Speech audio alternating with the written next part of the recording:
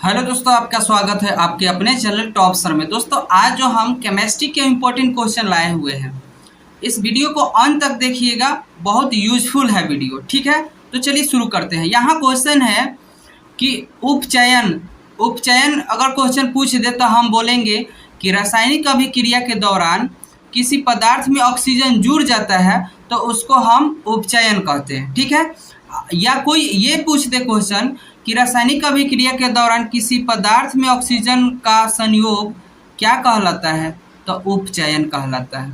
ठीक है, यानी क्वेश्चन आंसर दोनों करके ऐसा पूछ सकता है। हो गया। देखिए अगला है पॉइंट जो है, रासायनिक अभिक्रिया के दौरान किसी पदार्थ में ऑक्सीजन का ह्रास होना यानी गायब होना या खत्म होना अपचयन कहलाता है। ठीक है, पर देखिए प्रकृति में ऑक्सीजन का संतुलन कैसे बना रहता है। मान लीजिए हमारे वातावरण में ऑक्सीजन 21% है लगभग। ठीक, तो वो 21% क्यों रहता है, बढ़ता घटता क्यों नहीं है? तो क्योंकि ये प्रकाश संश्लेषण होता है पेड़ पौधे का। पेड़ पौधे जो अपना प्रकाश संश्लेषण द्वारा भोजन बनाती है ना, तो वो प्रकाश संश्लेषण के द्वारा क्या होता है कि ऑक्सीजन संतुलित रहता है। ठीक है, अब देखिए जल के एक अणु में हाइड्रोजन एवं ऑक्सीजन के परमाणुओं की संख्या का अनुपात क्या है? तो देखिए जल जो है H2O यानी जल कितना है, जल में हाइड्रोजन 2 गो है और ऑक्सीजन एक गो है, इसलिए 2 अनुपात 1 में हो गया। ठीक, अगला है पॉइंट, सिल्वर आयोडाइड का रंग कैसा होता है? तो पीला होता है। ठीक है, और अम्ल स्वाद में कैसा होता है? तो खट्टा होता है। अम्ल पीले लिटमस पत्र को बदल देता है, कैसा बदल देता है? तो लाल में बदल देता है। ठीक, अब अगला है, अम्ल धातु से अभिक्रिया कर कौन सा गैस उत्पन्न करता है? तो हाइड्रोजन गैस उत्पन्न करता है। ठीक है, जल में घुलकर हाइड्रोजन आयन देता है तो अम्ल देता है। नींबू तथा संतरा में पाए जाते हैं तो सिट्रिक अम्ल पाए जाते हैं।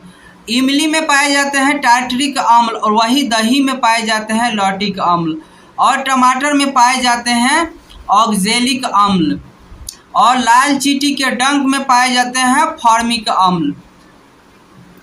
ठीक है, फॉर्मिक अम्ल का आयुपेक नाम क्या होता है? तो एसिटिक अम्ल होता है।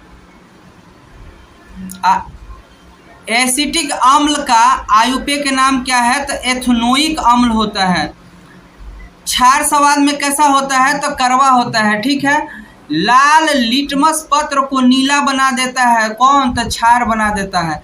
क्षार का पीएच मान कितना होता है? तो क्षार का पीएच मान जो है 7 से अधिक होता है, और अम्ल का पीएच मान 7 से कम होता है। ठीक है, अपच का उपचार किस से किया जाता है? देखिए जो अपच होता है, खाना खाते हैं वो नहीं पचता है, तो उसको हम लोग एंटासिड से उपयोग कर उसको पचाते हैं। ठीक है, रासायनिक अभिक्रिया में भाग लेने वाले पदार्थ को क्या कहते हैं? तो अभिकारक कहते हैं। रासायनिक अभिक्रिया के बाद जो नए पदार्थ बनता है उसको प्रतिफल या उत्पाद भी कहा जाता है। ठीक है, रासायनिक अभिक्रिया को दर्शाया जाता है रासायनिक समीकरणों के द्वारा। आप लोग ध्यान से देखते चलिए, अंत तक वीडियो में अंत तक बने रहिएगा। ठीक है, रासायनिक समीकरण के तीर से संकेत करता है तो क्या करता है? तो दिशा करता है। वैसी रासायनिक अभिक्रिया जिनमें दोनों ओर तत्व परमाणु संख्या समान होती है उसको संतुलित रासायनिक समीकरण कहते हैं। इसी बात को अगर फिर से क्वेश्चन में डाल दिया जाए सीधे कि संतुलित रासायनिक समीकरण किसको कहते हैं, तो बोलेंगे कि वैसी रासायनिक अभिक्रिया जिनमें दोनों ओर तत्वों की परमाणु संख्या समान हो। यहाँ पे क्वेश्चन बन गया, वैसी रासायनिक अभिक्रिया जिसमें 2 या 2 से अधिक पदार्थ परस्पर संयोग करके नए पदार्थ का निर्माण करता है उसको संयोजन अभिक्रिया कहेंगे। ठीक है, ऐसी रासायनिक अभिक्रिया जिसमें कोई बड़ा यौगिक 2 या 2 से अधिक सरल यौगिकों में टूट जाता है तो उसको हम बोलते हैं वियोजन रासायनिक अभिक्रिया। जब किसी अभिक्रिया में ऑक्सीजन जुड़ता है तो उसको उपचयन कहा जाता है। ध्यान से सुन लीजिए, जब हाइड्रोजन संयोग करता है उस अभिक्रिया को अपचयन कहा जाता है। आयनों के आदान प्रदान होने वाली अभिक्रिया को द्विविस्थापन अभिक्रिया कहा जाता है।